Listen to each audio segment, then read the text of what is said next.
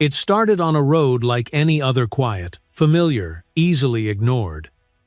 A woman drove her granddaughter home, windows down, the sky wide and harmless, then flashing lights, a voice barking through glass, a command that didn't ask, just took. They said it was routine, but routine doesn't come with planted evidence. Routine doesn't erase names from booking logs. Routine doesn't disappear people. They thought she was just another tired face behind the wheel. What they didn't know, the woman they shoved into the back of that car once wrote the laws they were breaking. They didn't know who she was, but they were about to find out. Where are you watching from? And what time is it right now?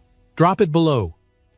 It was supposed to be a quiet Sunday. No protests, no alarms, just a piano lesson, a stop for groceries, and the calm hum of tires on an old Midwestern road that seemed to stretch forever. Evelyn Hart, 62 years old, sat behind the wheel of her silver Buick, calm and upright. Her hands gripped the steering wheel with the kind of stillness that came from decades of driving, not just across states but through storms of injustice. In the passenger seat, her 9-year-old granddaughter Clara flipped through pages of a piano workbook, humming the scales she'd just learned, her curls bouncing with every note she whispered to herself. There was no music playing on the radio, just the soft creak of the road, the distant murmur of wind through winter trees, and Clara's innocent voice.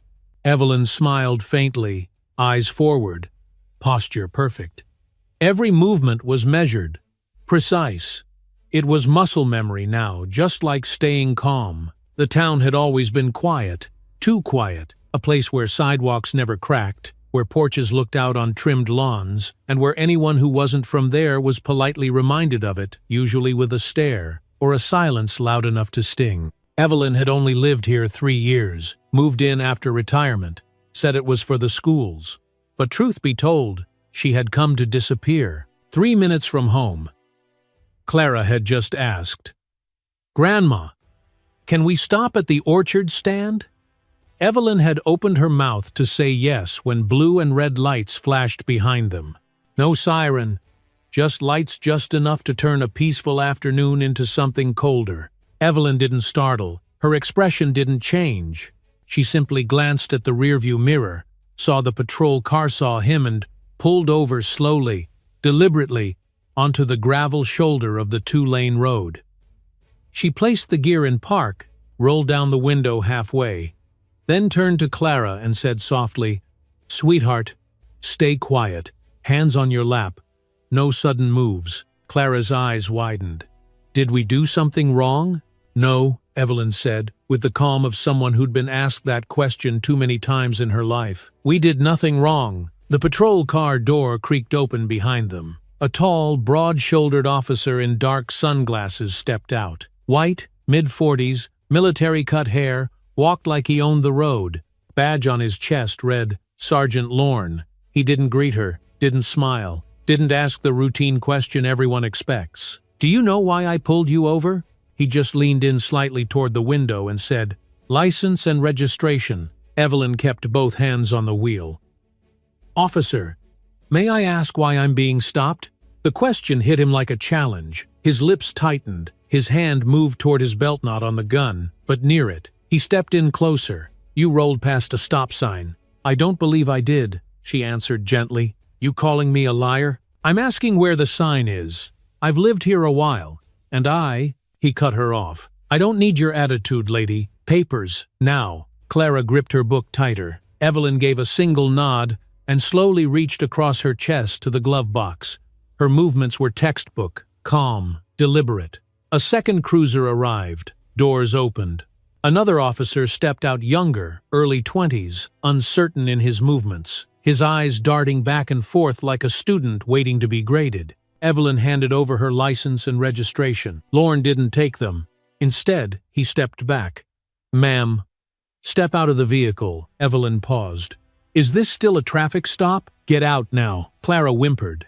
The younger officer looked nervous, his hand brushing against his holster. Evelyn opened her door slowly. She kept her hands visible. The sun caught the edge of her reading glasses. "My granddaughter is in the car. Please don't scare her." Sergeant Lorne grabbed Evelyn's arm, spun her to face the open road, and yanked her wrist behind her, not violently, just enough to establish control. Across the street, a man paused while walking his dog. He pulled out his phone. Hit record.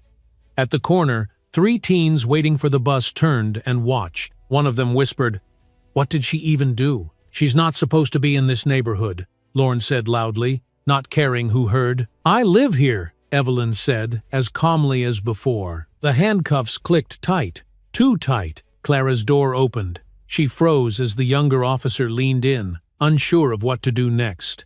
Evelyn called back over her shoulder, "Don't touch her. Please, just let her sit." The rookie didn't respond, just stood there, caught in it. Evelyn was walked to the back of the cruiser. Her groceries had spilled. A carton of eggs cracked near the tire. The cuffs dug red lines into her wrists. "Face the hood," Lorne snapped. "Cameras on," the man across the street said, raising his phone. "You go ahead and film," Lorne said, loud enough for the block to hear. "This is what happens when people don't comply." He popped the trunk, began searching it like he'd lost something of his own in there. The younger cop circled the car. Then, like it had been rehearsed, he reached under the front passenger seat. "Got something, sir?" he called out. Lorne smiled. The kind of smile that isn't joy but certainty. He held up a small clear bag. White powder inside. "Looks like narcotics." Evelyn didn't speak. She didn't blink. She looked at Clara, who had now stopped moving, stopped crying, just frozen, silent, watching. "Check the camera," Evelyn said quietly. Lorne scoffed. "My word versus yours." She stared directly at his chest, then let it record both. He shoved her into the back of the cruiser, slammed the door, the glass between her and Clara now thick with sunlight. And silence. Behind them, the man filming lowered his phone and said to no one in particular, "They set her up, and they don't even care that we saw it." But Evelyn knew something Lorne didn't. The flashing red light on his body cam never stopped blinking. And silence? Silence remembers everything. They didn't take her to the front entrance. That would have been too public, too accountable. Instead, the patrol car veered around the back of the police station, tires crunching across the gravel like they were dragging something heavy behind them. The squad car came to a stop in front of a small, unmarked metal door near a locked chain-link fence. No one said a word. Sergeant Lorne stepped out first, slow and deliberate, then opened Evelyn's door without saying a thing. The sun hit her face as she exited the back seat, her coat slipping slightly off her shoulder, exposing the deep red imprint of the handcuffs on her wrist. The air was colder back here, still, as if this place had no reason to exist other than to make people disappear. The young officer, Bell, stayed behind for a second longer than necessary before following. He looked down at her wrist just, a flicker, but Evelyn saw it. She always saw the small things. That flicker was the beginning of doubt. The kind that doesn't speak out loud. Not yet. Inside, the hallway was painted that sickly gray beige every American institution seems to love. No windows. Just overhead fluorescence that buzzed like bad memories. They passed a vending machine with a cracked keypad, a water fountain that hadn't worked in years, and finally stopped at a metal door labeled Interview Room B. Lorne opened it without a word. A cold steel table bolted to the floor, 2 chairs, a single bulb that hung a little too low, like it had been adjusted just to annoy whoever sat beneath it. A small black dome in the corner blinked softly. Camera, or maybe just a placebo. Evelyn had seen both in her life. She knew how to tell them apart. She sat down, still cuffed, still silent. Lorne didn't bother with a chair. He stood over her, looming. "You want to tell me what's in the bag we found?" Evelyn raised her chin slightly. "You tell me. You're the one who put it there." That caught him off guard for just a breath. Then the smirk returned, like armor. "Lady, you're gonna regret that mouth." He reached forward, roughly yanked her arms forward to secure the cuffs to the steel loop drilled into the table. The metal squealed. She didn't flinch. He leaned down, right by her ear. "This can go easy. Sign a confession. Say it was yours. Say you panicked. We let you go with probation. You walk." Evelyn turned her head slowly so their eyes met. "And if I don't?" He stepped back, straightened up, and motioned to the door. Then we escalate. Possession becomes intent to distribute. A child in the vehicle? That's trafficking with a minor. Federal time. She blinked once. All that paperwork for someone who never even rolled a stop sign. He didn't answer. Just turned and left. Minutes passed. Then the door opened again. Chief Pamela Dorsey entered like she was walking into a fundraiser. Pressed uniform, perfect hair, calm face. She didn't look at Evelyn like a suspect. She looked at her like a problem that needed to be managed. She sat down across the table, folded her hands.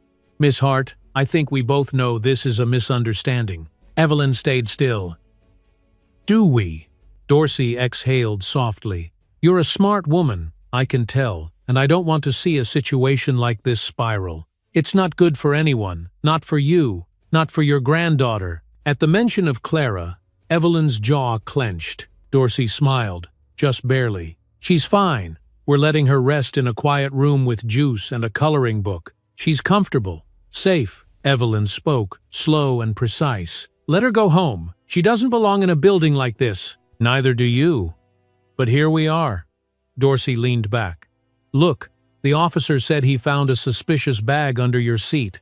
We can debate whether that's yours or not, but if you're willing to sign a basic acknowledgement, we don't have to process this as a felony. No prints, no mugshot, just a citation." "Misunderstanding." Evelyn said nothing. "I'm offering you a path out." "No," Evelyn said. "You're offering me a muzzle." Dorsey straightened slightly. "Excuse me? You think this is the first time someone tried to clean up a mistake with a pen and a lie?" Evelyn's voice didn't rise. "You think I don't know what happens to people who refuse to play along in rooms like this?" The chief's smile disappeared. Evelyn looked directly into her eyes. "You've overseen 3 internal misconduct cover-ups in the past year. You promoted a man with 2 open brutality complaints.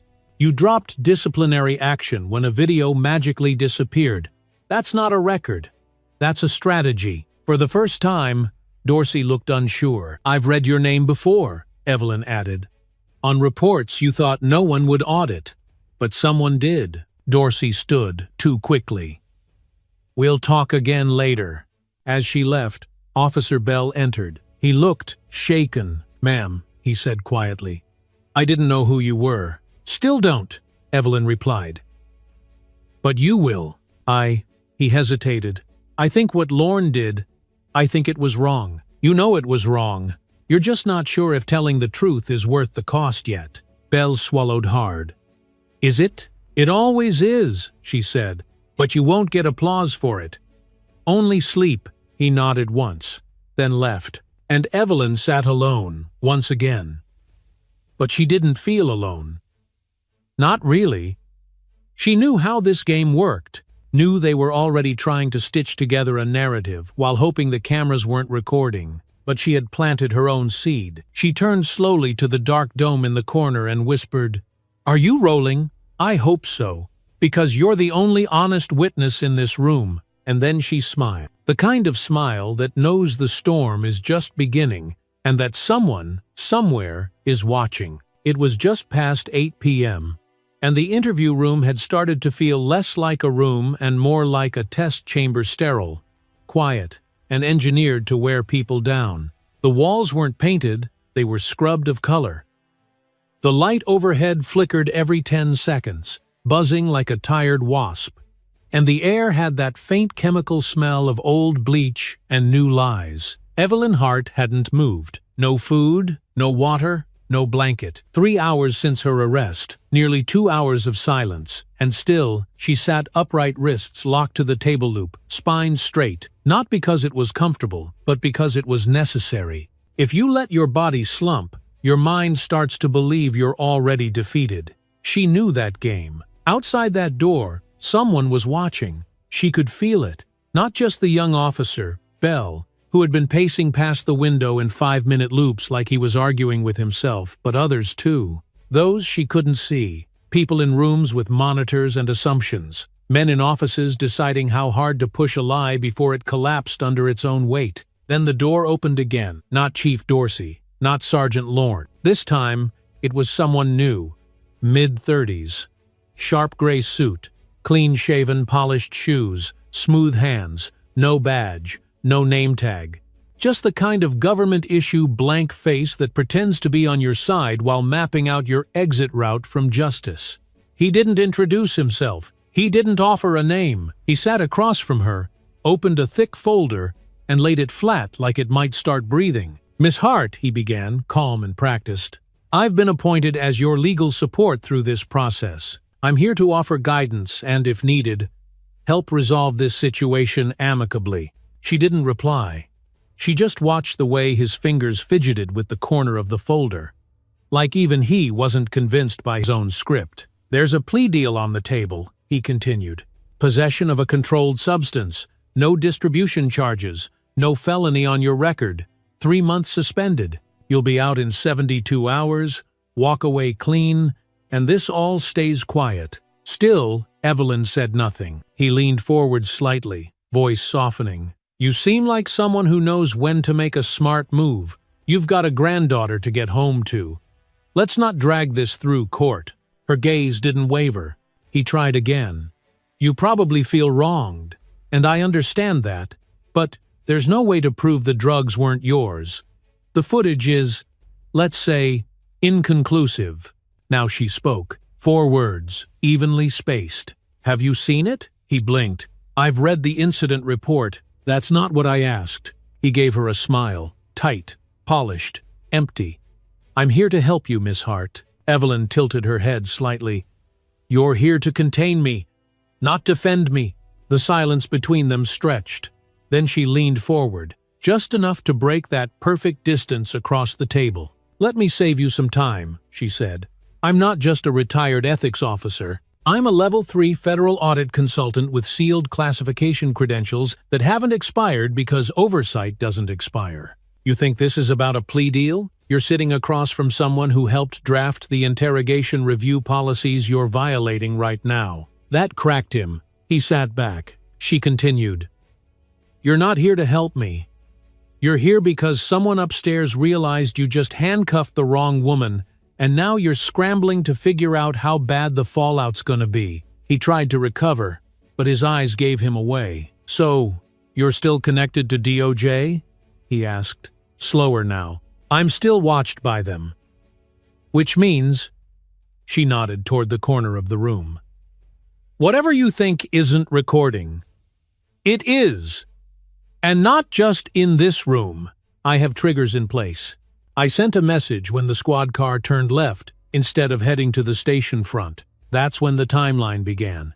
"You're bluffing. You're sweating." He clenched his jaw. "You're making this harder than it has to be." "No," she said. "You made this harder the second your officers lied. I'm just holding the mirror." He stood abruptly, closed the folder too fast. The papers shifted inside like they wanted to escape. "You'll regret this." She didn't even blink. "Make sure to say that again in court, with a mic on." He turned, hand already on the knob. "One more thing," Evelyn said. He stopped. "You should look up Section 93(b) of the DOJ Integrity Clause, the part about impersonating legal counsel under false pretense in a recorded room, with the intention of coercion. It's not a misdemeanor." His back stiffened. He didn't look at her again, just walked out. The door shut with a hollow click. She was alone again, and she exhaled, slow and steady. She wasn't afraid of what came next. She had been in rooms far more dangerous than this, with war criminals, rogue agents, corporate whistleblowers, but somehow, this little town, this station pretending to be the law, was the dirtiest room of all. Minutes passed. Then something shifted in the air. The hallway outside stirred. A printer clicked to life. Footsteps passed, then stopped. Something was happening. Officer Bell returned, alone. He looked around once, then stepped inside and closed the door softly behind him. His eyes were red-rimmed, maybe from stress, maybe from knowing too much. "I got a message," he said, barely above a whisper. Evelyn looked up. "Someone texted me from an unlisted number. Said the footage from your arrest confirms you never resisted, that you were clean. Said not to trust internal command." Evelyn studied him. "And what do you believe?" "I believe what I saw," he said, and I believe they're trying to bury it." She nodded. "Then dig." He hesitated.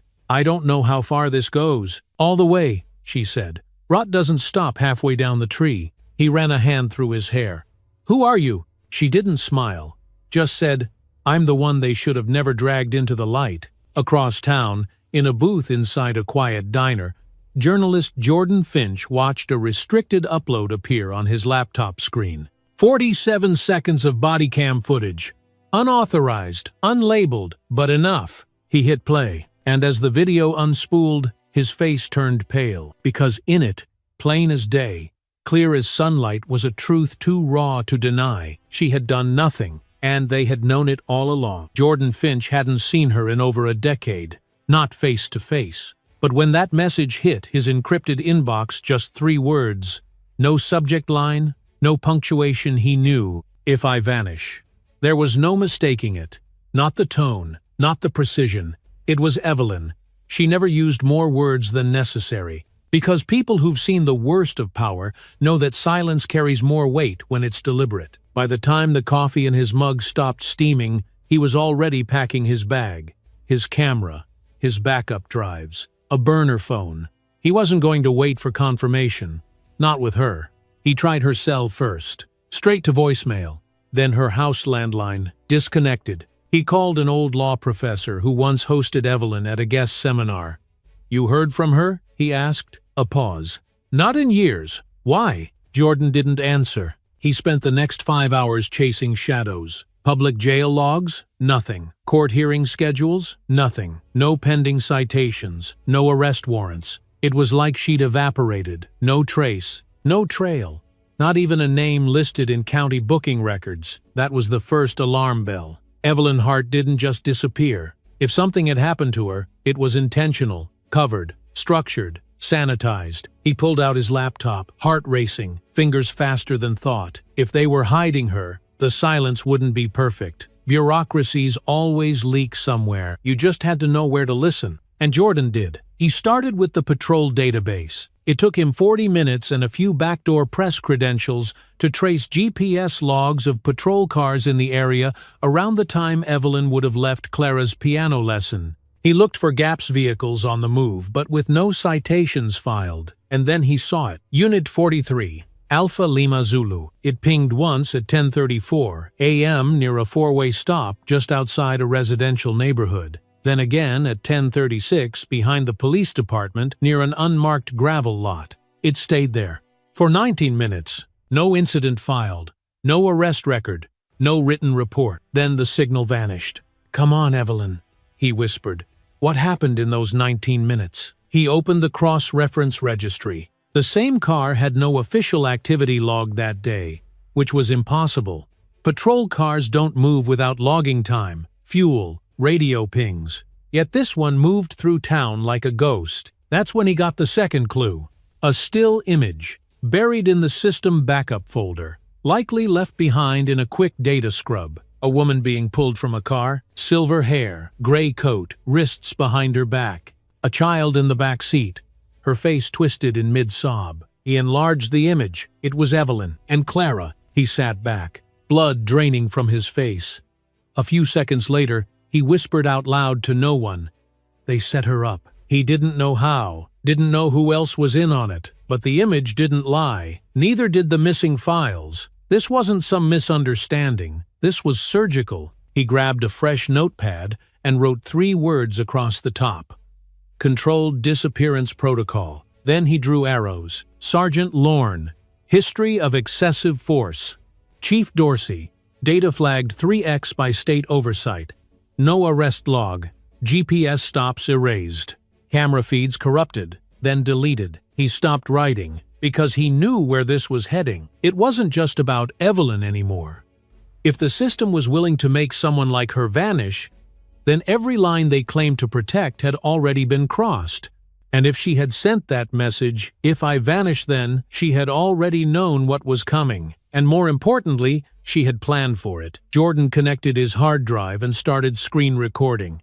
He copied the GPS data, the vehicle ID, the still image, the missing log saw of it. He pulled up a secure channel, uploaded a folder to 3 different encrypted servers, and then typed one line to a trusted legal journalist. "If anything happens to me, check Evelyn Hart, 43 ALZ, 10:36 a.m. He didn't sign it. Didn't need to, because at that moment, as the image of Evelyn being cuffed looped on his screen, Jordan understood something that changed everything. She hadn't just disappeared, she'd baited the system, and it had taken the bait. He closed his laptop, grabbed his coat, and left the diner without paying. Outside, the sky was already turning orange with late afternoon light, but to Jordan, the whole town looked like it was holding its breath, as if somewhere, underground, something was ticking. He pulled out his phone, and without thinking, hit record on a voice note. "If you're hearing this, Evelyn Hart is being held off record. No warrant, no due process. Someone inside that department went dark to keep it quiet, but they forgot who they were messing with. They forgot she trained the people they're trying to outmaneuver. And if they thought this would disappear, they didn't count on me." He stopped walking. A patrol car turned the corner ahead and slowed. Jordan stepped into a bookstore, watched through the glass as the cruiser rolled by, too slow for coincidence. And he realized they already knew he was watching, but it didn't matter, because Evelyn had already lit the match. And now, all he had to do was make sure the world watched it burn. Officer Ethan Bell couldn't sleep. He had gone home that night, if you could even call it that. A rented studio with bare walls and a mattress on the floor. The kind of place that felt more like a holding cell than a home. The lights stayed off. The badge stayed on the kitchen counter, but it was still with him, like a weight, like an echo that followed him into every corner of the room. He couldn't stop seeing her face. Evelyn Hart. There was something about her. Not just the calm, not just the way she refused to break. It was the way she looked at him. Like she already knew who he was, who he could become if he didn't choose carefully. And now, that look wouldn't leave him alone. He sat on the floor with his back against the wall, scrolling through internal case files on his phone. It was dangerous, foolish, probably trackable, but he didn't care. He needed to see it again. The footage. The moment everything shifted, he found the internal copy, opened the body cam feed from the stop, froze the frame where Sergeant Lorne leaned into the car, watched it, rewound, watched it again, frame by frame, and there it was, plain as day. Lorne's hand slipped inside his jacket first, before he reached under the passenger seat. Not after, not during, before. Bell leaned forward, eyes wide. He froze the exact frame, his gut twisted. There was no way to explain that movement unless the evidence had been planted. He let the video run forward, watched as Lorne pulled the plastic bag from under the seat and held it up like a trophy, loud enough for everyone to hear, loud enough for a camera to catch. "Gotcha." Bell hit pause again.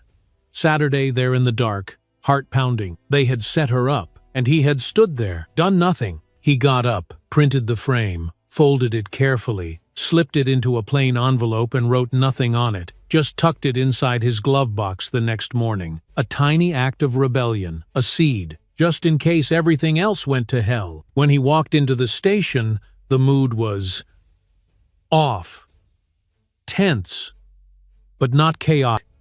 Not yet. Lorne was laughing at the coffee machine, retelling the story to another officer with just enough edits to sound righteous. And Dorsey? She walked past the holding cells like Evelyn didn't exist. Bell stood in the hallway, watching it all, listening to the silence. And suddenly, he understood what Evelyn meant when she said, the most dangerous part of corruption was how quiet it became. Later that afternoon, he found her still sitting in interview room B. No one had brought her food. No water. She was still cuffed, still calm. Her back straight, her eyes tired, but steady. He stepped inside, closed the door behind him, didn't speak for a while. Then finally, quietly, he asked, "Why me?" Evelyn looked up. "Because you were the only one who blinked." He shifted uncomfortably. "I don't know what to do." "Yes, you do," she replied. "You're just not sure if it's worth it." He nodded slowly. "If I come forward, if I speak up, they'll bury me." "Maybe," she said, "but if you stay quiet, they'll own you. Every day after this will be a lie." And the worst part is you'll know it. He leaned against the wall, breathing like he'd just finished a run. She added softly, "You don't have to shout to fight. Sometimes just refusing to look away is enough to start something." He didn't respond, just left. That night, his phone buzzed. Unknown number, untraceable line. One message, "The DOJ is watching, make the right call." Across town, Jordan Finch had just uploaded the first piece of the story. It wasn't a full article, not yet. Just a teaser. A single screenshot, Evelyn standing beside a patrol car, hands cuffed behind her back, head held high, captioned, "Retired federal investigator arrested off record. No warrant, no entry. Developing." It spread like wildfire. Within 20 minutes, 5,000 shared. Within an hour, local news was calling the department. Chief Dorsey issued a bland statement. "We are currently reviewing the situation. At this time, we believe all procedures were followed appropriately." But cracks had already formed. Because someone Nino 1 knew who a second frame, a wider shot, Evelyn looking straight into the camera lens. Calm, defiant, like she had been waiting for it to arrive. The photo went viral. By sunrise, national news anchors were asking, "Who is Evelyn Hart? Why isn't she listed in the system? And why does a small-town department have a woman in cuffs with no paperwork, no charges, and no defense?" Bell arrived for his shift to a station that felt more like a sinking ship. No one looked at him, except Lorne. He cornered him near the break room. "You see the circus you caused?" Lorne sneered. "I didn't leak anything," Bell said. Lorne leaned in. "Then maybe shut your damn mouth before you get smart ideas." Bell said nothing, but that night, a small envelope appeared in his locker. "Incide no name, no signature, just a USB." He plugged it in when he got home. One file. Station surveillance. Footage. Not body cam. Internal feed. No edits. Time-stamped. Untouched. And there it was, undeniable. Lorne, reaching into his jacket, then placing something under the seat. Bell paused the video. His reflection stared back at him from the dark screen. And for the first time in his short career, he said out loud, "I won't be part of this." He didn't know if anyone heard. But later that night, Evelyn was moved. No official transfer. No form. Just gone. And that's when Bell realized something far more terrifying than corruption. They were cleaning up. Fast. And if he waited much longer, there wouldn't be any truth left to save. Only silence. And he wasn't sure he could live with that. It started with 47 seconds. No narration, no dramatic music, no voiceover asking for justice. Just raw, unedited truth, quietly uploaded in the middle of the night by Jordan Finch. The footage had come through an anonymous Sourcino name. No message, just a link and a password. Jordan didn't hesitate. As soon as he opened the file, he knew it was real. The timestamp was intact. The bodycam feed was intact. And the truth? It was undeniable. There she was, Evelyn Hart, calm, composed, hands on the wheel, speaking in a tone that should have de-escalated everything. But it didn't, not for Sergeant Lorne. The footage showed his body positioning, his unnecessary aggression. And then, clear as day, the moment his hand went under his jacket and came out with the evidence he'd later discover under her passenger seat. It caught Clara too, her sobs, her confusion, her fear. It showed Evelyn being pulled out of the car, not with force but with theater, like it had been rehearsed, like Lorne had done it before. Jordan didn't add anything to the footage, didn't chop it up, didn't add commentary or frame-by-frame analysis. He uploaded it exactly as it was, and let the world do the rest. By sunrise, it had already crossed 1 million views. By lunch it passed 5. By dinner time, every major network in the country had run a version of the story. Some called it abuse. Others called it a wake-up call. A few brave enough called it what it was: corruption. But the internet had already done its job. Number justice for Evelyn Hart. Number where is she? Number stop the setup. Those were just the beginning. More posts followed, old lecture clips of Evelyn at conferences, articles she'd written for federal ethics journals, even a grainy video of her accepting a DOJ medal nearly 20 years earlier. The public had met Evelyn Hart, and they weren't going to let her disappear. At the police station, Chaos brewed beneath the surface. The phones rang constantly. Protesters stood outside not screaming, just standing, holding candles, holding signs that said, "Truth has eyes," and "We saw what you did." They didn't need chants. The silence said everything. Inside, Officer Bell was unraveling. He'd checked every transfer log, every internal movement, every arrest report from the past 48 hours. Evelyn wasn't listed anywhere. No paperwork, no digital trace. It was like she'd been erased. He knocked on Chief Dorsey's door. "Where is she?" he asked. Dorsey looked up from her desk, calm. Too calm. "That's above your clearance now, Officer Bell." "What does that even mean?" "It means she's no longer in this facility. She's not in county records. She's not in transit logs. You moved her without authorization." Dorsey didn't answer. She just picked up her pen and started writing something that didn't matter. Bell didn't wait for a dismissal. He walked out, fists clenched, pulse pounding. He found Lorne in the locker room. "You know where she is." Lorne smirked. "I know she's where she belongs."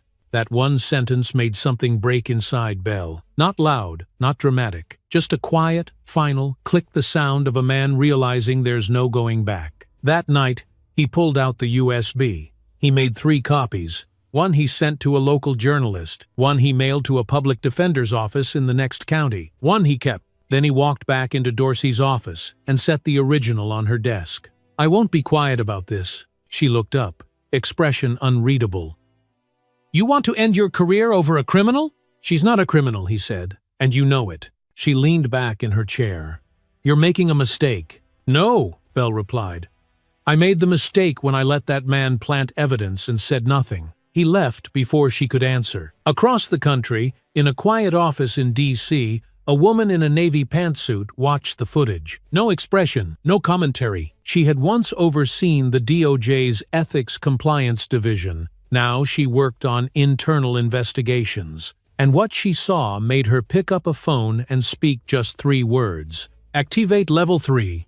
That was it. No need for explanation. By sunrise, federal oversight officers were en route to the town, and the first thing they asked when they arrived, "Where is Evelyn Hart?" The department froze. No one had an answer, or rather, they had answers but none they could afford to say out loud. One agent asked for transfer documentation. It didn't exist. Another requested access to surveillance footage inside holding. The hard drives had been wiped. The silence was deafening, and the news kept rolling. Cable anchors debated live whether Evelyn was still in custody or if she'd been moved off-site illegally. A former judge spoke up on national television, saying, "If this can happen to a federal agent with decades of public service, what does that mean for the rest of us?" People weren't just watching anymore. They were remembering every time someone vanished from a jail cell, every time a case got buried, every time justice was delayed or worse, rewritten. That night, Jordan posted a new video. Just him, sitting at a desk, eyes red from no sleep. He said only this: "She warned them. Evelyn Hart told them who she was. They didn't listen. Now they're going to learn the hard way." He looked into the camera. "And if anyone's listening inside that station, if you're still on the fence, this is your last chance to get on the right side of history." He uploaded the video. 10 minutes later, his inbox pinged. Anonymous message. One line. "She's alive, but not for long if you don't move." Jordan stared at the screen, then reached for his phone. The storm was coming. And this time, it wasn't just a story. It was a reckoning. The federal oversight team didn't arrive with sirens or press briefings. No media caravan. No grand statements. Just 3 unmarked black sedans pulling into the parking lot shortly after sunrise. Dark suits, polished shoes, hard eyes, clipboards in hand, faces unreadable. They didn't need to be announced. Their presence spoke louder than any headline. People in the town stood on porches and sidewalks, watching them walk into the police department like they already owned the place, like the verdict had been written, and now they were just here to collect receipts. Inside, it was instant tension. No handshakes, no greetings. They didn't make eye contact with anyone who wasn't on their list. They split up immediately. One team headed for the server room. Another walked straight into the evidence locker, with federal keys that fit locks local officers had never even seen before. A third set up in dispatch, asking for 72 hours worth of radio logs, emergency calls, and internal chatter. They didn't shout. They didn't accuse. They just asked questions. Précise question. Where is Evelyn Hart? Where is the booking record? Where is the body cam data from all officers involved? Who authorized her transfer? They weren't looking for guesses. They weren't interested in excuses. What they got, though, was chaos. One officer said she was transferred to county holding. Another claimed she'd been released. A third swore she'd never even been formally arrested, just questioned and let go. Someone else whispered that she'd been picked up by Homeland Security. All lies. All different, and none of them matched the log. Except the logs didn't make sense either. Files missing, pages skipped, timestamp overlaps, body cam files corrupted. Even the handwritten reports were inconsistent. But the oversight agents weren't surprised.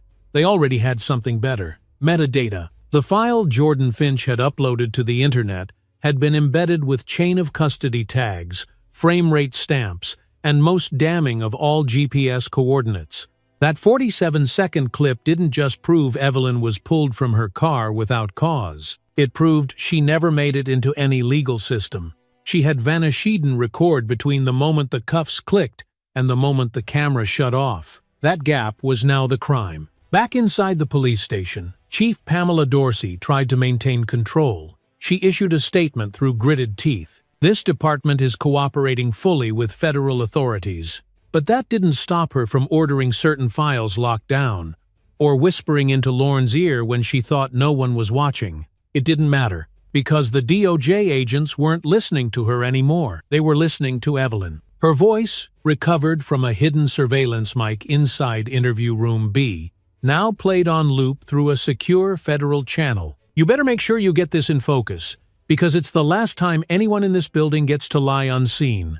It was chilling, unshakable, and it was enough. The agents acted quickly. By noon, they presented a federal injunction. The station was officially under audit. Every server, every desk, every locker. Phones were confiscated. Badge scanners were deactivated. The building was placed under restricted movement. No one in or out without clearance. Officer Ethan Bell was called into a room on the second floor, cold, windowless, and unfamiliar. Two federal investigators sat across from him. They didn't introduce themselves, didn't offer him a lawyer, didn't need to. "We're not here to accuse," one of them said. "We're here to document." Bell nodded, and he told them everything. He told them about the traffic stop, about Evelyn's composure, about how Lauren's hand had gone under his jacket, not under the seat, about the planted bag, about the erased camera feeds, about the transfer that wasn't. Then he reached into his jacket and handed them the USB. They plugged it into a federal laptop and let it load in silence. Bell didn't look at the screen. He didn't need to. He'd already seen enough. They didn't thank him. They didn't shake his hand. They just nodded once. Because in their world, truth doesn't get applause. It just gets recorded. And this time, finally it had been. Outside, the town was changing. People gathered again in front of the station. But this time it wasn't just activists or passers-by. It was teachers, postal workers, retired military veterans, parents with strollers, people who had stayed quiet before because they thought it would never touch them. Now they understood silence wasn't safe. Silence was complicity. So they stood in silence together, not to avoid confrontation, but to give the truth enough room to be heard. Someone brought a photo of Evelyn and placed it on the station steps. Underneath they wrote in bold red ink, "We didn't know before, we do now." As federal agents continued their sweep, more evidence surfaced. A backup recording from the dispatch line proved there had been orders to relocate the subject before any paperwork had been filed. A deleted surveillance camera angle recovered by the DOJ team showed Evelyn being led out the back door of the station in cuffs, placed in an unmarked vehicle. No destination logged, and no return. Now the question wasn't just, what happened to Evelyn Hart? It was, who signed off on it? And the weight of that question settled across the department like a storm cloud ready to break. Because someone was about to answer, and the whole country was listening. It wasn't a protest. Not anymore. It didn't have signs screaming through megaphones or leaders barking through loudspeakers. It didn't look like what the news normally called a demonstration. There were no stages, no official banners, no speeches blaring from steps. But it was powerful. By the time the crowd formed outside the police station for the third time, it was no longer about Evelyn Hart alone. It was about everyone who had been silenced before her. Forgotten, buried. It felt less like resistance and more like remembering. They came slowly, at first. A mother holding a faded photograph of her son, arrested in 1998 for trespassing, who never came home the same. A retired nurse holding a notebook of names patients who had gone in for checkups, only to be flagged by warrants no one could verify. A young man in a wheelchair holding a handmade sign that simply read, "She stood up so I could." No one led the crowd. They didn't need a leader. They needed the truth, and truth was already speaking. By midday, the crowd had grown from a few dozen to hundreds. By late afternoon, it was over 1,000. They didn't yell. They stood. Some lit candles. Others handed out water bottles. Someone started passing around handwritten cards. "Say her name, Evelyn Hart." News crews lined the perimeter. Satellite trucks circled the block. A drone flew overhead, but no one wanted to talk into a mic. They weren't there to be seen. They were there to be heard without words. Inside the station, the air was getting thick. Officer Bell stood behind the blinds of the second-floor hallway, watching. He could see the faces now. Not as a group, but as people. Neighbors, teachers, veterans, grandparents, kids, people he used to nod at in the supermarket, never asking what pain they carried. Now they carried it openly, and they were carrying it for Evelyn. He didn't know when it happened, but something inside him had changed. The badge still rested on his chest, but it didn't feel like armor anymore. It felt like a weight. Across the hallway, Chief Dorsey was on the phone again. "I told you already. The transfer was verbal. No, there's no signed form. It was authorized under urgent detainment protocol." She paused, listened. Her jaw tightened. "I understand. Yes, we're cooperating. I said we're cooperating." She slammed the phone down. "Damn it." Lorne leaned against the doorway, arms crossed. "They're circling," she muttered. "You signed the authorization. You said she was just a stubborn retiree. You think I knew she was DOJ? I think you didn't care," she snapped. Neither of them noticed the blinking light above them in the ceiling tile. A hidden mic, installed by the oversight team. One floor below, federal agents were already time-stamping their argument. One typed out a quick note. "Verbal confirmation of misconduct. Complicity acknowledged.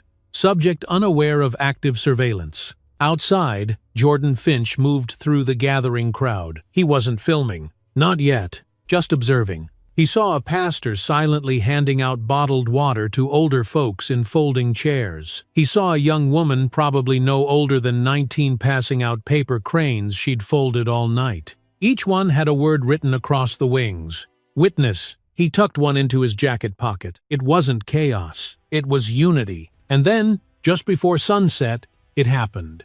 An agent from the DOJ stepped outside. No announcement. No press release. Just a nod to one of the news anchors and a quiet sentence passed through a microphone. "Evelyn Hart has been found. She is safe." The crowd didn't cheer. They exhaled. A long, collective breath like a town coming up for air after being held underwater. The details came quickly. She had been held for 72 hours at a privately contracted facility located just outside of county lines. The building had no exterior signage. It was operated under a dormant state emergency provision meant for contingency detention. No judge had signed the order. No paperwork existed. No trace had been left in local databases. She had been disappeared. Legally, silently, but not permanently. The DOJ released their own statement that evening. "Miss Evelyn Hart is now in our care. She is physically well and cooperating fully with the investigation. Further details will follow." Jordan finally hit record. This time, his voice broke. This is the moment they never planned for. Not the arrest, not the footage, not even the protest, but this, the fact that she came back, the fact that we saw it, that we felt it, that it wasn't just a story, it was a warning. They tried to erase her, and instead, they turned her into something stronger than fear. Back at the station, Bell turned from the window. The crowd hadn't left. It had grown.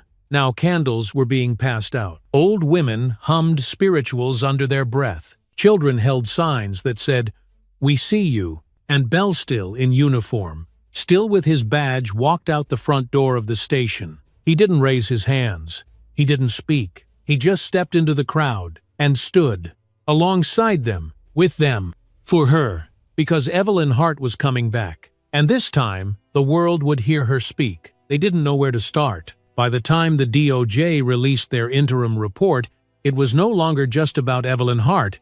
It was about the layers, the years, the walls built not to protect the public but to protect the powerful. The report didn't need flourish, just facts. And those facts hit like a storm. Dozens of arrest records showed inconsistencies. Time logs didn't match body cam timestamps. GPS pings placed officers miles from where they claimed to be. Entire hours of surveillance were missing, either erased or conveniently corrupted. Evidence lockers had chain of custody breaks. Dashcam footage had vanished. In one case, audio was stripped from a file, but the footage was untouched, and the silence was damning. It became clear this wasn't a glitch. It was design. One officer had been logging phantom traffic stops to boost performance metrics. Another had deleted a DUI record for the son of a councilman in exchange for campaign donations. Two others were discovered sharing images of detained women in private group chats. A dozen civilian complaints had been marked resolved without any interview or follow-up. Several of those complainants had never even received a callback. The press tried to find a term for it.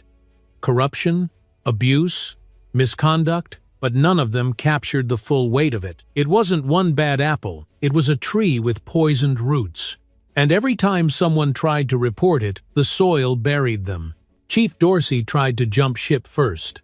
She filed for immediate resignation, citing media bias and irreparable public trust. The DOJ denied it. "You don't get to walk away from something you architected," one agent told her. Instead, she was placed on indefinite administrative leave and served with a federal subpoena. Lorne wasn't as lucky. He was arrested 2 days after Evelyn's release, not just for what he did to Heard, but for what they uncovered afterward. Evidence tampering, obstruction of justice, excessive force, civil rights violations, conspiracy to falsify reports, and abuse of public trust. He didn't fight it, didn't speak, but Officer Bell saw it, saw the way his hand trembled just slightly as the cuffs closed over his wrists. He wasn't untouchable anymore. None of them were. The state attorney general held a press briefing a day later. The tone was stern, measured. "We are initiating a full-scale audit of this department, going back 5 years. This includes every arrest report, every use of force incident, every misconduct complaint. If it's been touched, we're touching it again." Reporters asked if that included elected officials. The answer came quick, yes. As the audit began, townspeople started coming forward, quietly, one by one, then in groups. Former arrestees, former officers, even dispatchers who had quit after being told not to record certain calls. There were stories, hundreds of them. One woman recalled being pulled over 6 times in 4 months for a broken taillight that a mechanic had verified was never broken. Another said she'd been warned not to ask questions after her teenage nephew was hospitalized during a routine traffic stop. Each story added weight, and each story pointed back to the same core. Silence was never an accident. It had been policy, and now, finally, it was being unraveled. 3 days after her release, Evelyn Hart made her first public appearance. No press entourage, no dramatic entrance. She stood outside a federal building, flanked by 2 attorneys, dressed in gray slacks and a simple white blouse. Her hair was pulled back. Her expression calm, not triumphant, not angry, just focused. She didn't speak long, didn't have to. She thanked the community. She thanked Officer Ethan Bell by name. And then, with cameras rolling and every news network live, she said this: "They thought they could bend the truth behind closed doors. What they forgot is that walls don't make things invisible. People do. And when people stop looking away, justice doesn't just become possible, it becomes inevitable." And then she stepped back. No Q&A, no dramatics, just silence. But it was a different silence this time. A powerful one. The kind that follows something sacred. The kind that tells you a door just opened and you're standing on the edge of something bigger than you. Back in town, the mood shifted. Not to celebration, but to clarity. Murals of Evelyn began appearing on alley walls. Candlelight vigils turned into roundtable forums. People who had never spoken at town halls were now organizing them. Teachers rewrote parts of their civics curriculum to include the name Evelyn Hart under a unit called Watchdogs. Because that's what she had become. Not a victim, not just a survivor, but a signal flare in a place long swallowed by fog. Other communities noticed. In a neighboring county, another police audit was launched. In a distant city, an anonymous complaint referencing the Hart case forced a local sheriff's office to unseal 12 sealed files. She had cracked something open, and the ripple wasn't going to stop anytime soon. Back in the DOJ's temporary office, an agent placed the final copy of Evelyn's internal report into a file box. She looked at the name on the tab, paused, then wrote a word beneath it in black ink. Systemic. Because now, the department had a name, a symbol. And silence? It had lost its grip. It didn't happen on a grand stage. There were no velvet ropes, no dramatic spotlight, no orchestra warming up in the corner, no CNN vans outside, no campaign banners, just a community hall with a leaky ceiling, buzzing fluorescent lights, and a stack of metal chairs older than the building itself. And still every seat was taken. 1 year to the day since Evelyn Hart had been yanked from her car, disappeared from every record, and nearly erased from the map this town gathered. No press, no live stream, no social media hashtags. Just people. People who, for the first time in their lives, didn't show up to argue. They came to remember.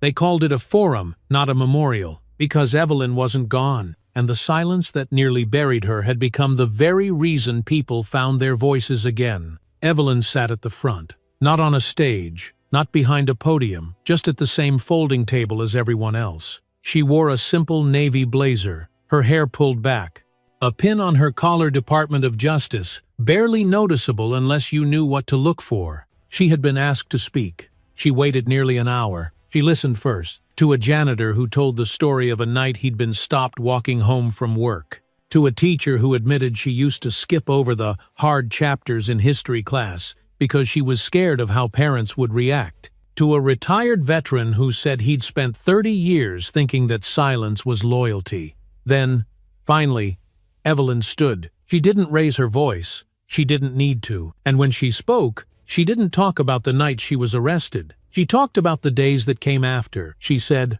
"Justice isn't something that happens inside a courtroom. It's what we choose to carry outside of it, into our homes, our jobs, our families. It's the spaces we create where the truth is allowed to survive." She paused, looked at the faces in front of her. Note strangers, note protesters, neighbors. "I'm not here because I fought," she said. "I'm here because someone hit record, because someone stood up, because people like you stopped looking away." She thanked Officer Ethan Bell again. He was sitting in the second row. No uniform, no badge. He'd resigned 6 months earlier. He didn't need either of those things to matter anymore. When he stood to speak, it was brief. "I didn't do what was right. Not at first," he said. "But I stopped doing what was wrong. And sometimes that's the hardest part." There was no applause, just a collective silence filled with meaning. Afterward, nobody rushed out. People stood in clusters. Not to complain, to organize.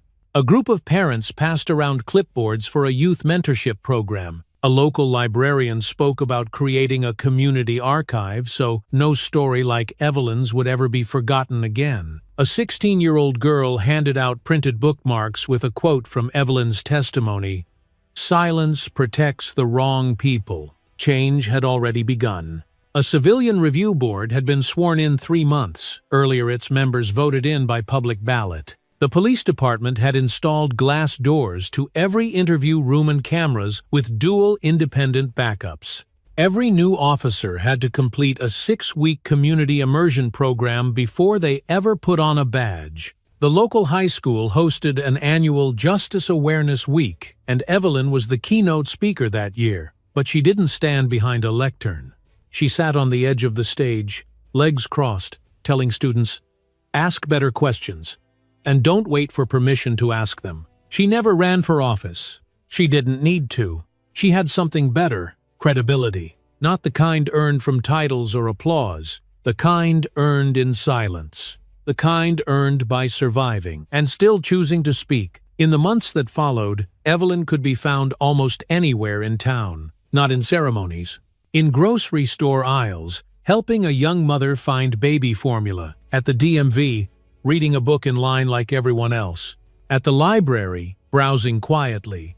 Then pausing to answer questions when someone finally realized who she was. But she never told people what to do. She just asked questions. What are you willing to tolerate? Why? What would make you turn around? And what would finally make you stay? Her questions lingered, because they weren't just about Evelyn anymore. They were about everyone in the room. Everyone who had ever chosen silence out of fear, or comfort, or habit, and now couldn't anymore. Because once you've heard how silence breaks, you never hear it the same again. One night, as the forum ended and folding chairs were being stacked away, a teenage boy approached her, nervous, holding a small envelope. Inside was a photo of his older brother. Arrested 5 years ago. Beaten. Still living in a halfway house. I didn't know how to speak for him, the boy said. But now, I want to learn. Evelyn took the photo, folded it gently, slipped it into her coat pocket. Then start with the truth, she said. And with that, she walked into the night. Not a hero, not a martyr, just a neighbor who refused to be erased and left the rest of us with no excuse to forget. What happened to Evelyn Hart wasn't just a story. It was a reminder, a powerful, emotional reminder that silence can be deadly, not because it's loud, but because it's comfortable. We learn to look away, to stay quiet, to tell ourselves, that's someone else's problem. But injustice doesn't knock first. It slips through the cracks when no one's watching. Evelyn didn't fight with fists. She didn't shout. She just waited, knowing that the truth, if given a chance, would speak louder than fear. And in the end, it did. What we take from her story isn't just outrage, it's responsibility.